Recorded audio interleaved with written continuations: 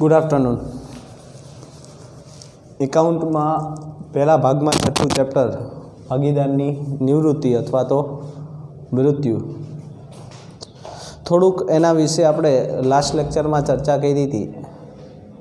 तो सौथी पहली बात करी कि निवृत्ति, तो निवृत्तिनो एक सिंपल अर्थ एवो थाय कि छूटा थवुं।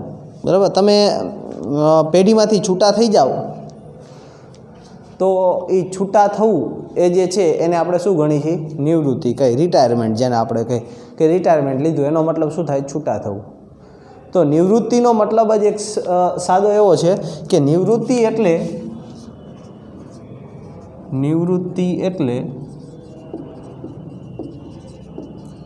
पेढ़ीमां भागीदार तरीके छूटा थवुं। आ सिंपल अर्थ। पेढ़ीमांथी तमे छूटा थाव छो कि भागीदार तरीके, कहो मारे भागीदार नथी रहेवुं एटले तमे शुं थई जाओ? निवृत्त थया कहेवाय। एक बहु महत्वनो क्वेश्चननी वात करूं तो भागीदारनी निवृत्ति थवाथी, बोलूं सांभळजो, एमसीक्यू में के एक मार्क में खास पूछाय छे। भागीदारनी निवृत्ति थवाथी भागीदारीनो अंत आवे छे। शेनो अंत आवे? भागीदारीनो। पण पेढ़ीनो अंत आवतो नहीं। आपणे स्टार्टिंग में पहला चैप्टर में शीखाता, याद हो तो, कि भागीदारी अलग है ने भागीदारी पेढ़ी अलग है। भागीदारी एटले भागीदारों वच्चे जे पण करार थाय छे, जे पण करार, ई करार जे छे एने भागीदारी कहेवाय। भागीदारों वच्चे जे पण कंई करार थाय छे, करारने शुं कहेवाय? भागीदारी, पार्टनरशिप। अने ए लोको जे धंधो चलावे छे ए धंधाने आपणे शुं कहीए छीए? भागीदारी पेढ़ी। तो भागीदारनी निवृत्ति थवाथी खरा खोटा पण आवे छे, एमां पण आवी शके कि भागीदारनी निवृत्ति थवाथी भागीदारीनो अंत आवे पण पेढ़ीनो अंत आवतो नथी। बाकीना भागीदारो शुं करे छे? धंधो चालू राखे छे, एटले के पेढ़ीनुं विसर्जन थतुं नथी। तो भागीदारनी निवृत्ति थवाथी पेढ़ीनुं विसर्जन थाय के न थाय? तो पेढ़ीनुं विसर्जन थशे नहीं। बाकीना भागीदारो शुं करे? पेढ़ीने चालू राखे। तो एना माटे एवुं कहेवानुं छे कि भारतीय भागीदारी कायदा, भारतीय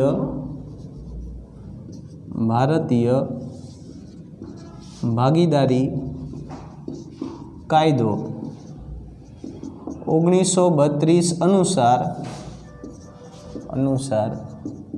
भागीदारनी निवृत्ति थवाथी भागीदारीनो अंत आवे छे, परंतु पेढ़ीनुं विसर्जन थतुं नथी। बाकीना भागीदारो धंधो चालू राखे छे। खास ध्यान राखजो, भागीदारनी निवृत्ति थाय के मृत्यु थाय एनाथी भागीदारीनो अंत आवे छे। कोनो अंत आवे छे? एम पूछे कि भागीदारनी निवृत्ति थवाथी कोनो अंत आवे? तो भागीदारीनो अंत आवे। शेनो अंत आवे? भागीदारी। एमनी वच्चे जे करार थयो तो नी, करारनो शुं थई जाय? अंत थई जाय। परंतु पेढ़ीनुं विसर्जन थतुं नथी। बाकीना भागीदारो शुं करे छे? धंधो चालू राखे छे। कोना अनुसार? भारतीय भागीदारी कायदा 1932 अनुसार भागीदारनी निवृत्ति के मृत्यु थवाथी भागीदारीनो अंत आवे छे। खास ध्यान राखजो, केनो अंत आवे छे? भागीदारीनो अंत आवे छे, परंतु पेढ़ीनुं विसर्जन थतुं नथी। बाकीना भागीदारो धंधो शुं करे छे? चालू राखे छे। हवे वात करी निवृत्तिना संजोगो।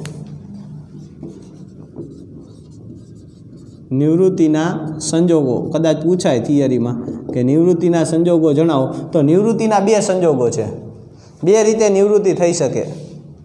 बराबर, काले बात करी थी। एक तो भारतीय भागीदारी कायदा अनुसार, पहलू भारतीय भागीदारी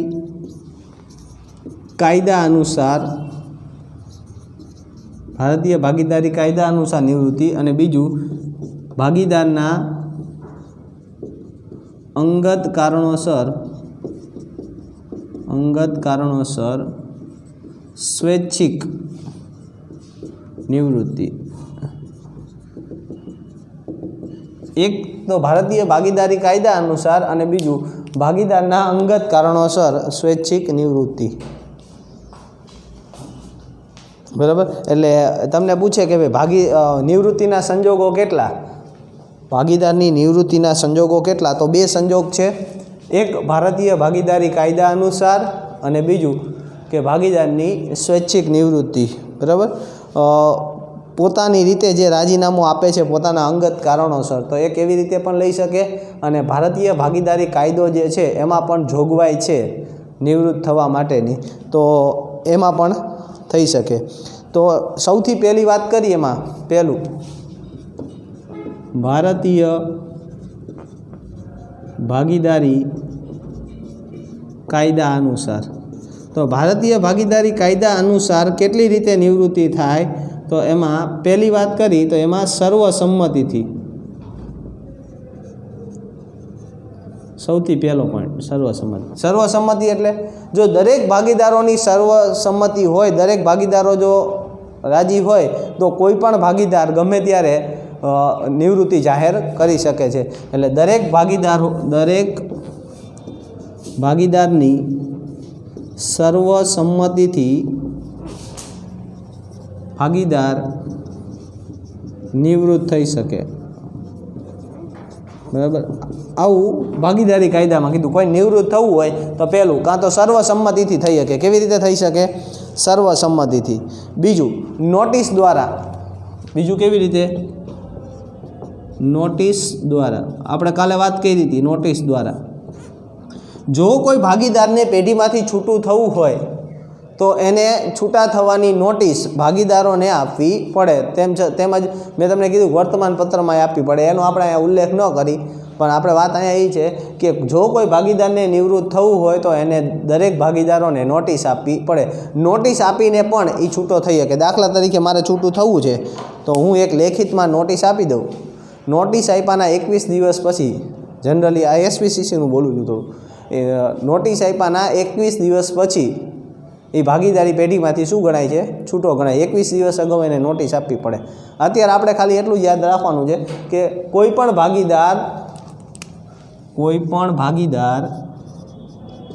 ભાગીદાર પોતાના નિવૃત્તિ અંગેની નોટિસ આપીને નિવૃત્ત થઈ શકે. એક તો સર્વસંમતિથી થઈ શકે. બીજું કોઈ પણ ભાગીદાર પોતાના નિવૃત્તિ અંગેની નોટિસ અન્ય ભાગીદારોને આપી અને છૂટો થઈ શકે છે. 2 રીતે થઈ શકે. ત્રીજી વસ્તુ વાત કરી તો કરાર દ્વારા. ત્રીજી વસ્તુ શું છે? કરાર દ્વારા. કરાર દ્વારા એટલે તો ભાગીદારી કરારમાં તમે જે પાર્ટનરશિપ ડીડ બનાવી છે, ભાગીદારી કરાર, લેખિત કરાર કર્યો છે, એ કરારની અંદર જે પણ જોગવાઈ હોય એ જોગવાઈઓનું પાલન કરીને તમે છૂટા થઈ શકો. એમાં જે રીતે લખ્યું એમાં નિવૃત્તિ માટેની એક અલગ જ હોય કે કોઈ ભાગીદારને નિવૃત્ત થવું હોય તો આ રીતે થઈ શકે. તો એમાં જે જોગવાઈ આપેલી છે કરારમાં, કરારની જોગવાઈને આધીન, શેને આધીન? કરારની જોગવાઈને આધીન. આધીન એટલે એની રીતે. કરારની જોગવાઈને આધીન કોઈ પણ ભાગીદાર છૂટો થઈ શકે. પહેલાં કેવી રીતે થઈ શકે? ભારતીય ભાગીદારી કાયદા અનુસાર એક તો સર્વસંમતિથી થઈ શકે, બીજું નોટિસ દ્વારા થઈ શકે, ત્રીજું કરાર દ્વારા થઈ શકે, ચોથું કે ભાગીદાર મૃત્યુ પામે. ભાગીદાર શું થાય? મૃત્યુ પામે. તો કોઈ પણ ભાગીદાર મૃત્યુ પામે એટલે એના મૃત્યુથી જ એ ભાગીદારીમાંથી શું થઈ જાય છે? છૂટો થઈ જાય. અહીંયા ઉપરથી તો કંઈ ભાગીદારી પેઢી ચલાવવા આવે નહીં. એટલે જ્યારથી ભાગીદારનું મૃત્યુ થાય એટલે તરત જ એ ભાગીદારીમાંથી શું થઈ જાય? એની નિવૃત્તિ થઈ જાય છે. બરાબર. તો ભાગીદારનું મૃત્યુ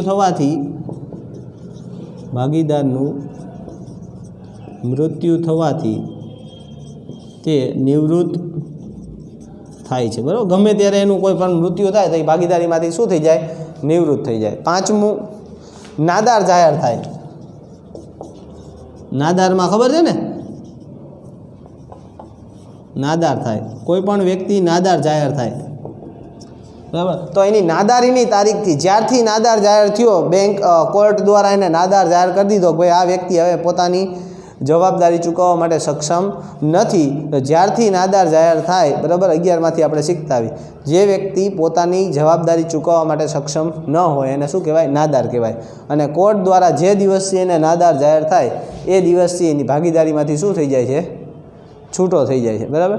ક્યારેય જો એક વસ્તુ યાદ રાખજો, ક્યારેય એક તો માઇનોર એટલે જેની એજ 18 વર્ષથી ઓછી છે, માઇનોર. બીજું અનસાઉન્ડ માઇન્ડ એટલે અસ્થિર મગજનો, બરાબર. અને ઇન્સોલ્વન્ટ એટલે નાદાર. માઇનોર, અનસાઉન્ડ માઇન્ડ અને ઇન્સોલ્વન્ટ વ્યક્તિ એટલે કે 18 વર્ષથી નીચેનો વ્યક્તિ, અસ્થિર મગજનો અને નાદાર વ્યક્તિ. કોઈ કરાર પણ ના કરી શકે, કોઈ દી લોનો નિયમ છે, કોઈ દી કરારે ન કરી શકે કે ન ભાગીદારીમાં કે એકે પેઢીમાં જોડાઈ શકે. એટલે જ્યારથી નાદાર જાહેર થાય ત્યારથી એ વ્યક્તિ ભાગીદારીમાંથી શું થઈ જાય? નિવૃત્ત થાય. એટલે કોઈ ભાગીદાર નાદાર જાહેર થાય તો તે નાદારીની તારીખથી નિવૃત્ત ગણાય છે, બરાબર. આ બધી ફરજિયાત નિવૃત્તિ છે, આ બધી શું છે? ફરજિયાત નિવૃત્તિ થઈ શકે, બરાબર. અને હજી એક લખવું હોય તો લખી શકાય કે કોઈ બધા ભાગીદારો ભેગા થઈ અને કોઈ ભાગીદારને છૂટો કરે, કરારની શરતોનો વારંવાર ભંગ કરતો હોય તો બધા ભાગીદારો એમ કે ભાઈ આને નથી જોતો, આપણે કાઢી નાખી, તો બધા ભાગીદારો ભેગા થઈ અને કોઈ ભાગીદારને છૂટો પણ કરી શકે. આ ભારતીય ભાગીદારી કાયદા અનુસાર નિવૃત્તિ કેટલી રીતે થઈ શકે? તો 5 કે 6 રીતે થઈ શકે તમારે. તો સર્વસંમતિથી, નોટિસ દ્વારા, કરાર દ્વારા, ભાગીદારનું મૃત્યુ પામે ત્યારે કે નાદાર જાહેર થાય, બરાબર. પાકા ચોપડામાં તમારે આ રીતે જ લખવાનું છે.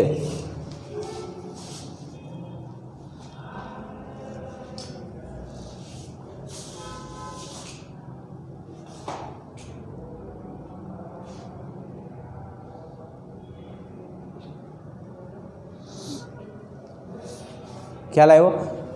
ભાગીદારના અંગત કારણોસર સ્વૈચ્છિક નિવૃત્તિ, એમાં લખવું હોય તો તમે ખાલી એટલું લખી શકો, ન લખો તો ચાલે.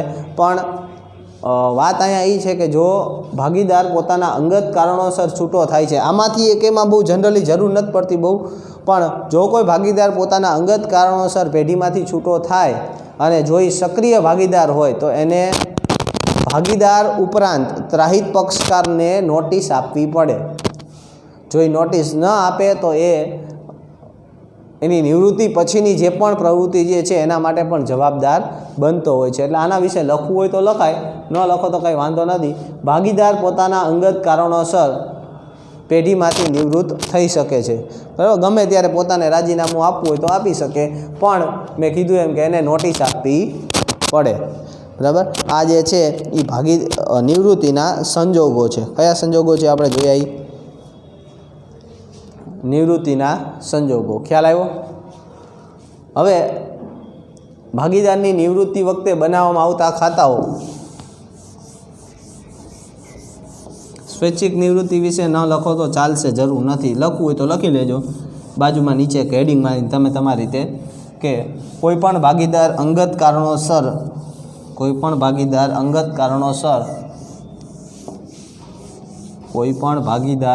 કારણોસર પોતાની સ્વૈચ્છિક નિવૃત્તિ જાહેર કરી શકે છે. સ્વૈચ્છિક નિવૃત્તિ જાહેર કરી શકે છે, પરંતુ જો એ ભાગીદાર સક્રિય હોય તો તેને નોટિસ આપવી ફરજિયાત છે.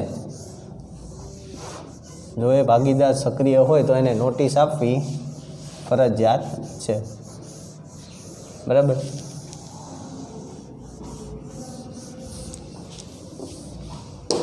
પછીનું હેડિંગ મારી અહીંયા તો ભાગીદારની નિવૃત્તિ કે મૃત્યુ વખતે બનાવવામાં આવતા ખાતાઓ. કયા કયા ખાતાઓ બનાવવા પડે એની વાત કરી તો જે પ્રવેશમાં ખાતાઓ હતા એ જ ખાતાઓ આપણે બનાવવાના થશે. કયા કયા? એક પુનઃ મૂલ્યાંકન ખાતું, બીજું ભાગીદારના મૂડી ઓબ્લિક ચાલુ ખાતા, મૂડી ખાતા અને ચાલુ ખાતા. ત્રીજું રોકડ ઓબ્લિક બેંક ખાતું. અને ચોથું નિવૃત્તિ બાદનું પાકું સરવૈયું. બરાબર, આ 4 ખાતા એને બનાવવા પડે. જો મૂડી ખાતું ચાલુ ખાતું 2 બનાવો તો 5 થાય, બાકી 4 ખાતા નિવૃત્તિ વખતે બનાવવા પડે. ખાસ કરીને આમાં પણ તમારે શું ધ્યાન રાખવાનું થાય, તો આની અંદર પણ વાત કરી તો આમાં તમારે એક નફા નુકસાનનું નવું પ્રમાણ અને લાભનું પ્રમાણ ગોતવું પડશે. નફા નુકસાનનું નવું પ્રમાણ અને લાભનું પ્રમાણ. તો નવું પ્રમાણ કેવી રીતે મળે, લાભનું પ્રમાણ કેવી રીતે મળે, બરાબર, એક આપણે એ ગોતવાનું છે. બીજી વસ્તુ કે પાઘડીની એન્ટ્રી કેવી રીતે આપશું, બરાબર, એક એ પણ આપણે એક જોવાનું પડશે કે ભાઈ પાઘડીની એન્ટ્રી આપણે કેવી રીતે આપવાની થશે. પછી 2 એન્ટ્રી શીખ્યા બાદ આપણે જે પણ પ્રમાણે પુનઃમૂલ્યાંકનની અસરો આપતા હતા, રોકડની અસર આપતા હતા, એ બધું એમ જ રહેશે, એમાં કોઈ ચેન્જીસ નહીં થાય. પાકા સર્વેમાંથી આપણે જે લેતા હતા, મૂડી લેતા હતા, રોકડ લેતા હતા, પાઘડી માંડી વાળતા હતા, બરાબર, અનામત જે રીતે વહેંચતા હતા, એ બધું એમ જ રહેશે, એમાં કોઈ પણ જાતનો ચેન્જીસ થશે નહીં. 2 જ એન્ટ્રી બદલાય છે. કઈ? એક તો તમારે લાભનું પ્રમાણ ગોતવું પડે, પાઘડી જે છે એ લાભના પ્રમાણમાં ગોતવી પડે. આ એક બાબત તમારે ખાસ શીખવી પડે. તો નવા પ્રમાણ અને લાભના પ્રમાણની માટે વાત કરી તો 1-2 દાખલા જોઈ.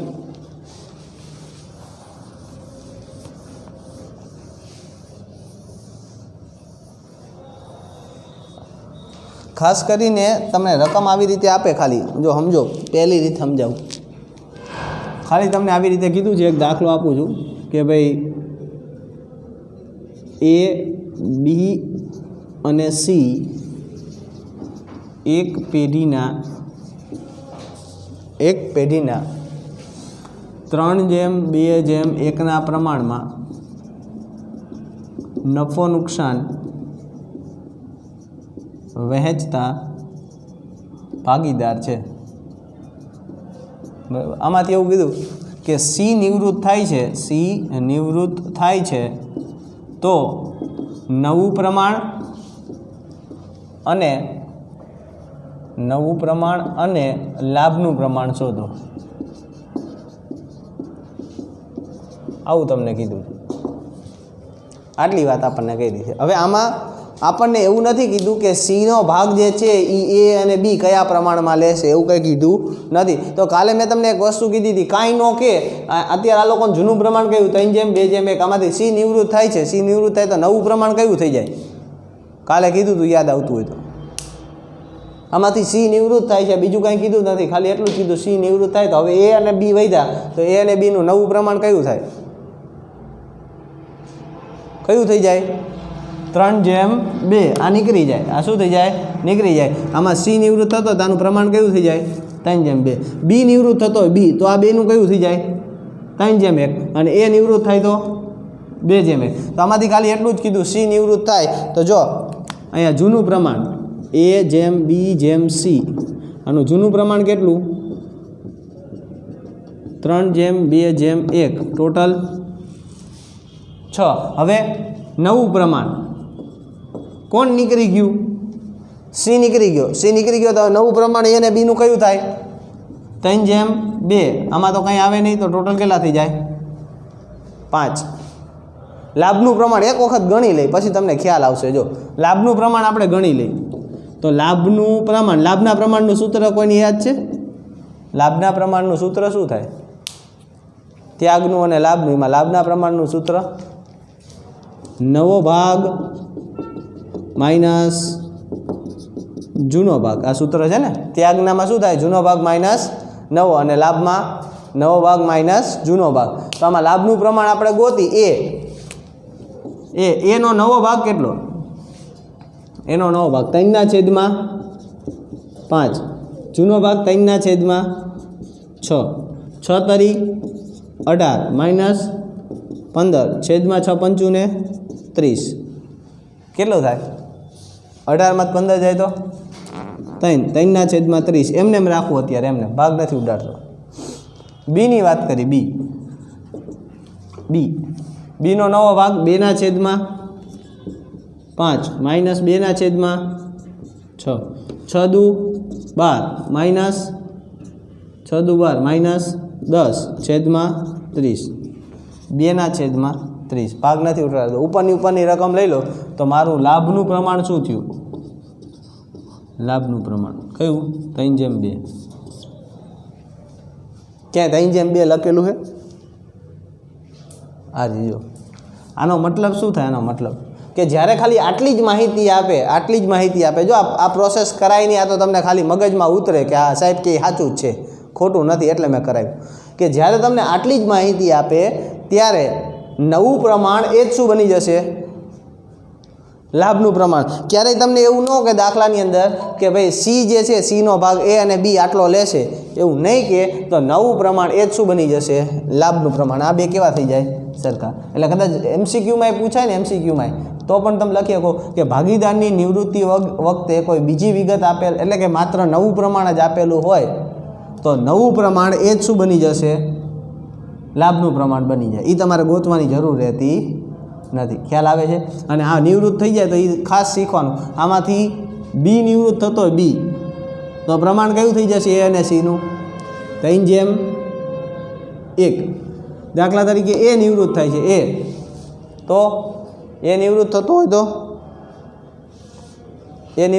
હોય તો 2/1. ખ્યાલ આવ્યો? બરાબર. આ પહેલી રીત છે. આ કઈ રીત છે? પહેલી રીત.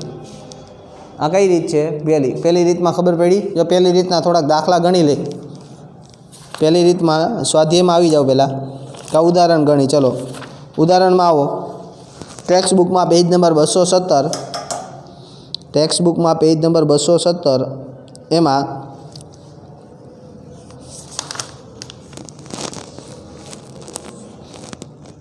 એમાં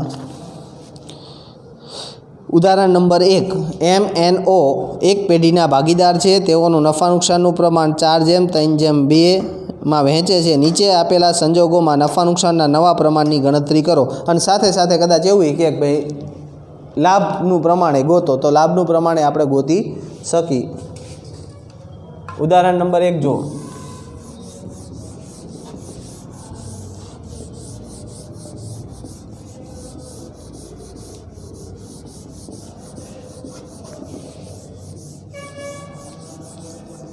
ખાસ ધ્યાન રાખજો. સ્ટાર્ટિંગના દાખલા જે છે એ બધા મોટા દાખલામાં બહુ કામમાં લાગતા હોય. ઉદાહરણ 1 કોણ ભાગીદારમાં કોણ છે? MNO. M જેમ N જેમ O. MNO આ થઈ ગયા. જૂનું પ્રમાણ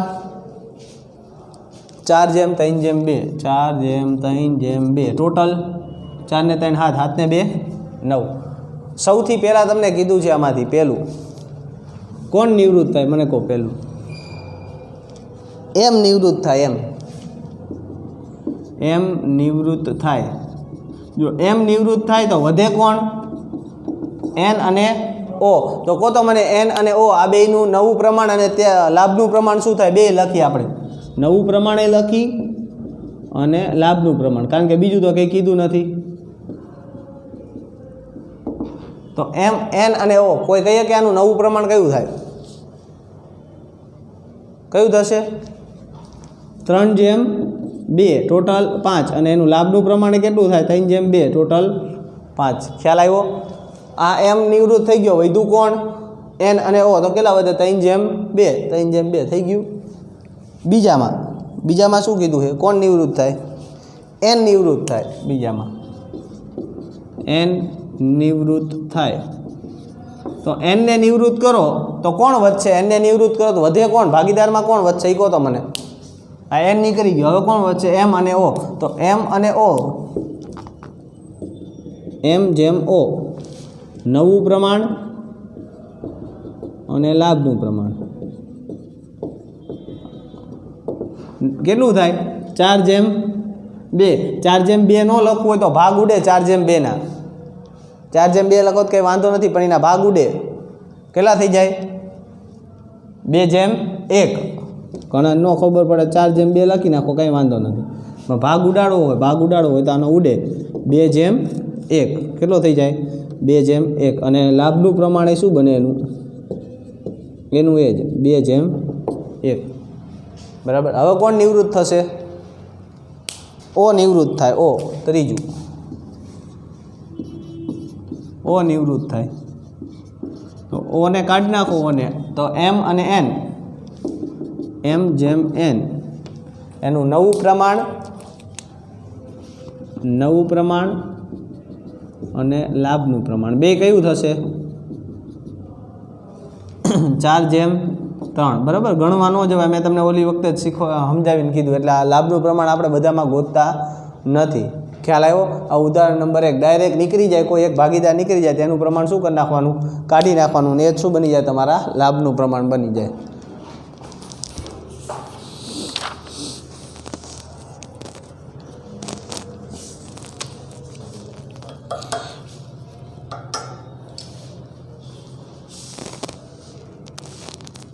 જો ઉદાહરણ નંબર 2 એના જેવું જ છે, પણ થોડોક ફેરફાર છે ખાલી.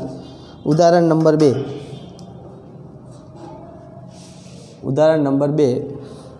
MNO 4/9, 1/3, 2/9 ભાગે નફો નુકસાન વહેંચતા ભાગીદારો છે. નીચેના સંજોગોમાં નફા નુકસાનનું નવું પ્રમાણ નક્કી કરો. M નિવૃત્ત થાય, N નિવૃત્ત થાય અને O નિવૃત્ત થાય. ત્રણે આ જ રીતનું છે, પણ ફેર શું છે? અહીંયા આપણને પ્રમાણ આપી દીધું છે અને અહીંયા છેદ આપ્યા. એના આધારે ખાલી તમારે શું કરવાનું થાય? છેદ સરખા કરવાના થાય, એટલે તમને પ્રમાણ મળી જાય. ફેર એટલો જ છે, બાકી ગણતરી તો બધી આ જ રીતે થશે. પ્રવેશ કરતાં ઘણું ઇઝી પડશે. થોડુંક તમે ધ્યાન દીધું હોય ને પ્રવેશમાં થોડુંક, તો નિવૃત્તિ એકદમ સિમ્પલ લાગે તમને. અને એક આરે બે આવડી જાય, પ્રવેશ આવડી જાય, નિવૃત્તિ આવી જાય. થોડુંક તમે ધ્યાન દીધું હોય ને તો. ઉદાહરણ નંબર 2 કોણ ભાગીદારમાં કોણ છે? MNO. તો M/N/O અને પ્રમાણ આપણને કંઈક આવું આપ્યું છે 4/9, 1/3 અને 2/9. બરાબર. આના આધારે મારે પ્રમાણ કરવું છે. તો પ્રમાણ લેવા માટે પહેલો નિયમ એક એ છે કે છેદ હંમેશા કેવા હોવા જોઈએ? ત્રણેયના છેદ કેવા હોવા જોઈએ? સરખા હોવા જોઈએ. કેવા હોવા જોઈએ? સરખા. તો ઉપરની વિગત લઈ શકું. અહીંયા છેદ સરખા છે નહીં. અહીંયા કેટલા છે? 9. અહીંયા કેટલા? 9. પણ અહીંયા કેટલા છે? 3. અહીંયા 3 છે, અહીંયા 9 લાવી શકાય. 3 છે, અહીંયા 9 લાવી શકાય. કેટલા વડે ગુણું ઉપર નીચે? તો 9 આવે. ઉપર નીચે કેટલા વડે ગુણવાથી 9 આવે? કાંઈ ખબર ન પડે. 9/3 કરવાના. 9/3 કહું કેટલા આવે? 3 વડે ગુણું એટલે અહીંયા કેટલા થઈ જાય? 9. તો મારે આવી રીતે થાય. જો 4/9, 3/9 અને 2/9. પ્રમાણ લેવા માટેનો નિયમ શું છે? કે છેદ હંમેશા સરખા હોવા જોઈએ. છેદ હંમેશા કેવા હોવા જોઈએ? સરખા. અને બીજું, ઉપરનો સરવાળો કરો તો એ છેદ થઈ જવો જોઈએ. ઉપરનાનો સરવાળો કરો તો એ છેદ થઈ જવો જોઈએ. તો તમારી ગણતરી સાચી હોય. 4/3 7, 7/2 9 થઈ જાય છે છેદ. જો આ થઈ જાય તો આનું પ્રમાણ કયું થઈ જાય? 4/3/2. શું ગણાય? 4/3/2. ટોટલ કરો તો કેટલા થાય? 9. જો આનું પ્રમાણ કેટલું થાય? 4/9 થઈ ગયું. આનું પ્રમાણ 3/9 અને આનું 2. તો આપણી માટે પ્રમાણ કયું મળી ગયું? MNOનું 4/3/2. હવે ઓલામાં જે રીતે કર્યું એ જ રીતે કરી નાખી. પહેલામાં કોણ નિવૃત્ત થાય છે? પહેલામાં નિવૃત્ત કોણ થાય? M નિવૃત્ત થાય. M નિવૃત્ત થાય. તો M નિવૃત્ત થાય તો વધે કોણ? N/O. બેનું નવું પ્રમાણ ને આરો આ લાભનું પ્રમાણ એ લખતા જઈએ. નવું પ્રમાણ, લાભનું પ્રમાણ કેટલું થશે? કહો મને. N અને O નું કેટલું? 3/2. ટોટલ 5. આ કેટલું થાય? 3/2. ટોટલ 5. હવે બીજામાં કોણ નિવૃત્ત થાય છે? N નિવૃત્ત થાય. હમણાં કઈ રીતે? N નિવૃત્ત થાય. N નિવૃત્ત થાય તો ભાગીદાર કોણ વધશે? આમાંથી N નીકળી જાય, કોણ વધે? M અને O. તો M/O નવું પ્રમાણ, લાભનું પ્રમાણ કેટલું થશે કહો તો મને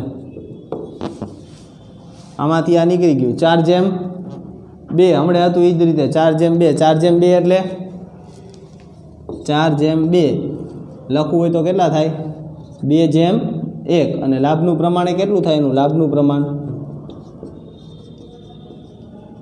એ પણ કેટલું થાય 2:1 અને હમણાં જે લખ્યું એ જ રીતે અનિવૃત્ત થાય ત્રીજું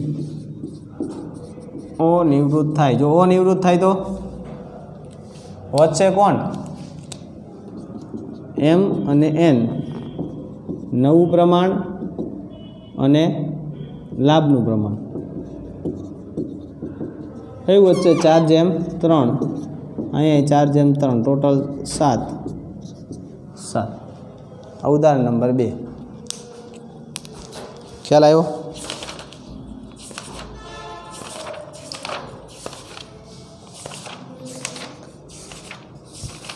બરાબર આ પહેલી રીત